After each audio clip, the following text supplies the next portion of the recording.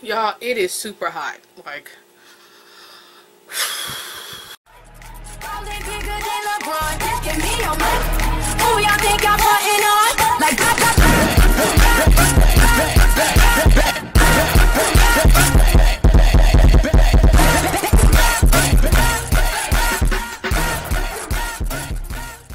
you guys. So it's Monday, which means it is Marvel Madness Monday. First Marvel comic book character I want to do was Wanda Maximoff, aka the Scarlet Witch. Scarlet Witch is one of the most insanely unbalanced, complicated, misunderstood, and a powerful member of the Avengers. She has just about the same exact powers as Doctor Strange, but the only difference is she can warp reality, okay? If you don't believe me, go check out the House of M storyline. I'll leave a link to some of the comic book YouTubers here on YouTube where they did like the complete story arc for you, so you don't have to go like searching everywhere. I'll leave the ones that I like to look at in the description box below. Also famously known to be attached to one of the most complicated, interesting relationships known to man with the superhero Vision. So recently, the character has been brought into live action on the big screen in the Avengers Age of Ultron movie. The actress that plays her is Elizabeth Olsen. You guys know how I feel about Elizabeth Olsen in the Age of Ultron movie. I absolutely love her. I think she looked gorgeous. I told y'all she is officially bae in my head because she played the Scarlet Witch character right. I felt like she did it justice. When I thought about Scarlet Witch in live action, I could picture that. No, they went with more of the edgier version of Scarlet Witch, where there was a time where she had like her hair cut off and she had like the grunge makeup, and that's what the look that they had Elizabeth Olsen in the Age of Ultron really reminded me of. That is where I grew inspiration for this look from. So if you want to see how I got this look, just keep on watching and I will see you guys in my next video. Bye.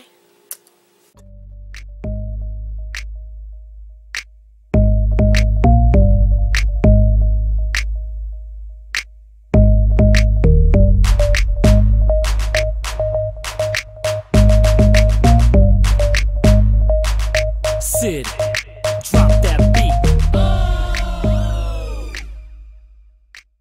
Okay, so starting off the look, we're going to go ahead and prime our eyelids and also underneath our eye because we are going to be putting shadow there. You can use any eyeshadow primer you want, or you can use concealer, whichever your heart desires.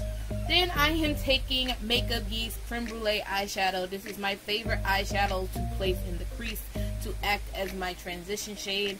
It just works for me personally for my skin tone, but feel free to use whichever one works for your skin tone. But like I said, I am placing this as my transition shade. Then I'm going in with this newfound thing. I've had this thing for a while. It's the Rimmel Scandal Eyes cream eyeshadow.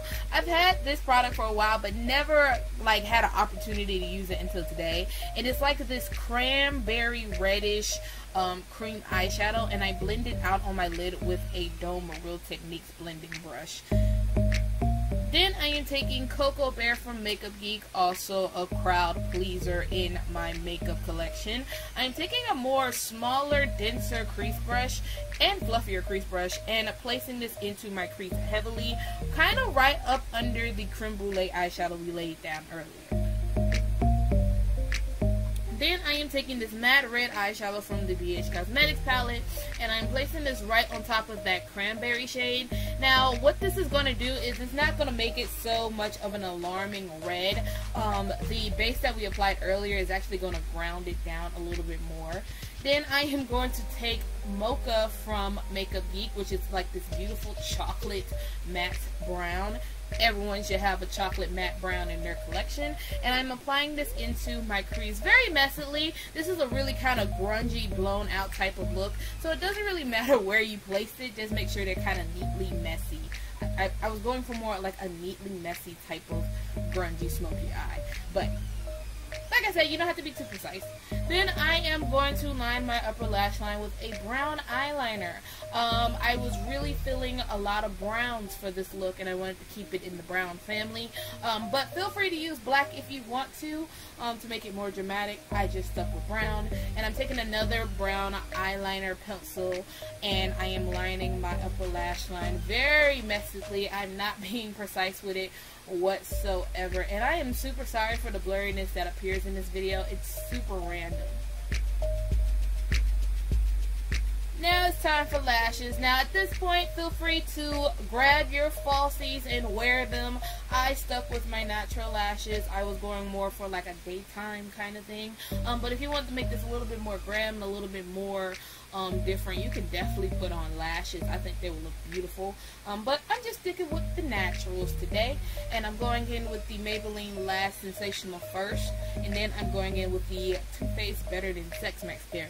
I kind of like this combo, and then again I kind of don't like this combo. I don't know. It's kind of my first time putting these two together, really. Well, not really.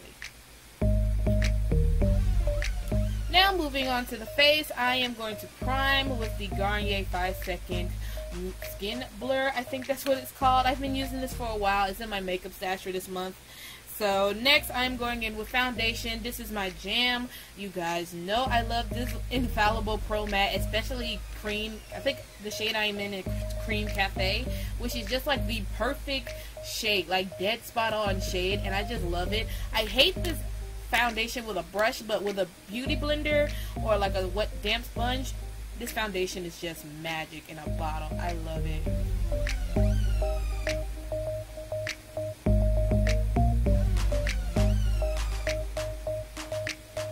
Then moving in with concealer, I'm taking the Maybelline Master Conceal. I got a different shade this time, which is, it's still light, but it's not too light for me. It's kind of matching me now, especially with me being in the sun as I am. So I am just going crazy with the concealer. You know the drill. You know how I like to conceal and highlight at the same time because I am lazy.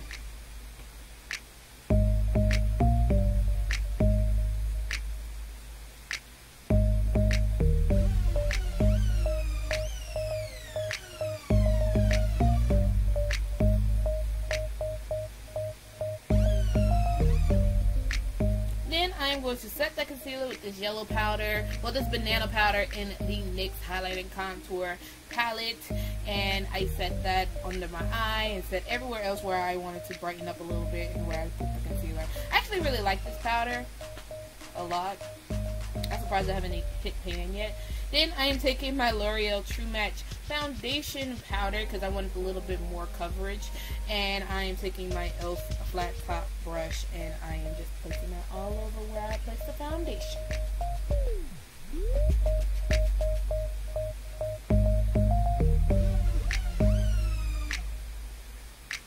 Now moving back to the eyes, I'm going to take the Master Cajole eyeliner that we placed on our upper lash line, and I'm going to messily put this on my lower lash line, not being precise whatsoever.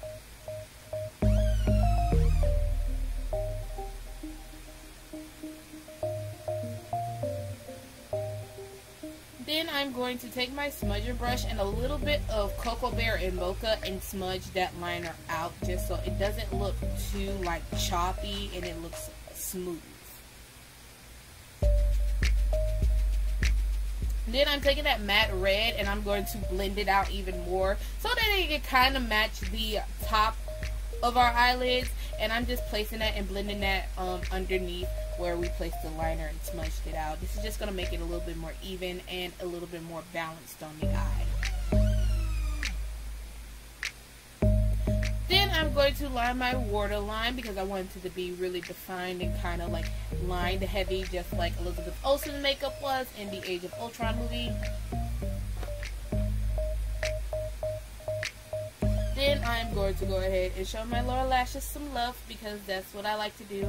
I know this is not a lot of you guys don't like to, but I think it makes a difference in your makeup in my opinion. And I'm sorry I'm gonna block you because I was really into my lashes and making sure they was really defined.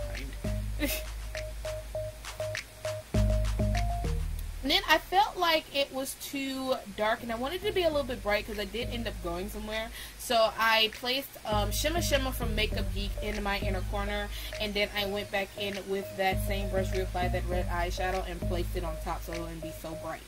Now moving on to the face and contouring, I'm going to take the lightest contour shade in the palette, which is kind of dark for me, and it's a warm undertone which works for my skin tone, so I really do like it. Then I'm going to take my favorite blush in the whole wide world. You guys know it is Infatuation from Makeup Geek. It is the perfect Barely There blush, and I swear this blush just goes with everything. Then I'm going to take this highlighter, this shimmery highlight, and I am going to place that on top of my cheekbones because I felt like I wanted to glow, okay? And I really do like this highlight in this palette. It's a really nice highlight. It's not too, like, chunky shimmery. It's like a nice glow. Then going on to the lips, I'm going to go with a darker lip. Now, of course, you can go with a nude lip if you want to, but the dark vampy Oxblood lip is like my favorite lip to wear, and it looks perfect with this look. So after that, you guys are done. Thank you guys so much for watching. Make sure you subscribe to the channel for more fun videos like this. Also, in the comment section below, tell me which Marvel comic book character you want me to do next. And also, make sure you follow all my social media links in the description box below if you want to catch me outside of YouTube. And yeah, other than that, that's all I have to tell you guys. Thank you guys so much for watching. And yeah, enjoy my awkward poses. Bye.